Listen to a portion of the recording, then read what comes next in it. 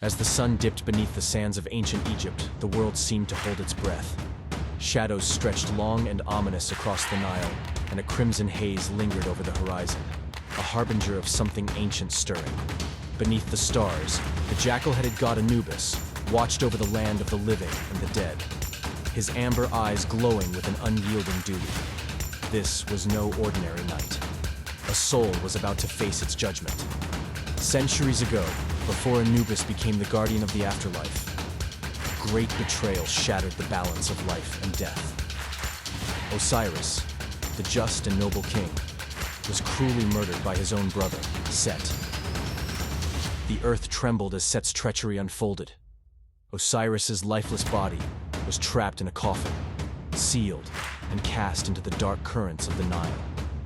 Chaos reigned as grief consumed the land, and Isis, Osiris's devoted wife, wept at the loss of her beloved. But her tears were not of despair.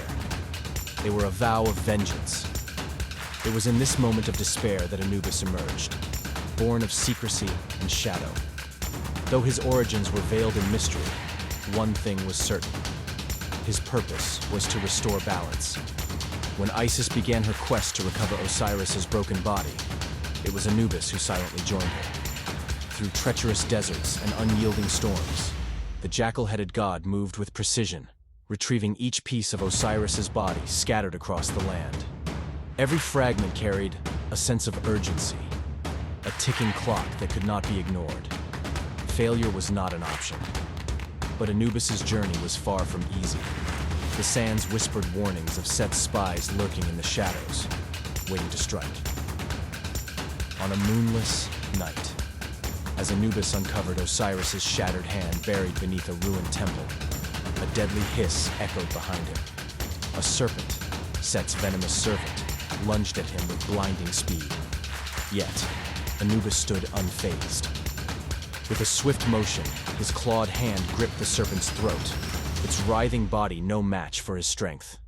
"Your master cannot stop what is destined," he growled, his voice low and menacing. Finally, when Osiris was whole again, Anubis performed the first mummification, wrapping the fallen king in sacred linen and restoring his dignity. Though Isis wept with hope as Osiris stirred, his destiny no longer lay among the living. Osiris ascended to rule the underworld, and Anubis took his place as the eternal guardian of the dead. Years later, in the Hall of Ma'at, a farmer named Khufu stood trembling before the god of the afterlife. His heart was placed upon the golden scales of justice, weighed against the feather of truth. The silence was deafening as Anubis's gaze bore into him. Khufu's mind raced, replaying every moment of his life. Had he lived honestly? Were his sins too great to balance the scales? The feather wavered for a moment. Then the scales tipped, and Anubis spoke. "You have lived with honor," he said, his voice as steady as the Nile. Relief washed over Khufu as Anubis guided him through the gates to the Field of Reeds, a paradise that awaited the righteous. But not all souls were so fortunate. One tale tells of Heru, a scribe who preyed on the poor, exploiting their desperation for his own gain. In life, Heru's wealth had shielded him, but in death, he was defenseless. As his heart tipped the scales heavily against him, Anubis's eyes darkened. "Your greed has poisoned your soul," he thundered. Heru's cries echoed through the hall as Amit, the devourer of the damned, emerged from the shadows.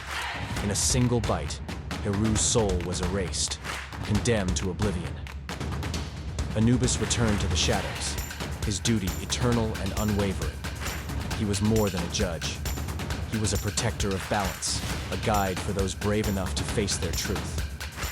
In the quiet of the tombs, his image remains, a jackal guarding the threshold between life and death. Even now, his legend whispers through the sands of time, a reminder that no soul can escape the scales of justice.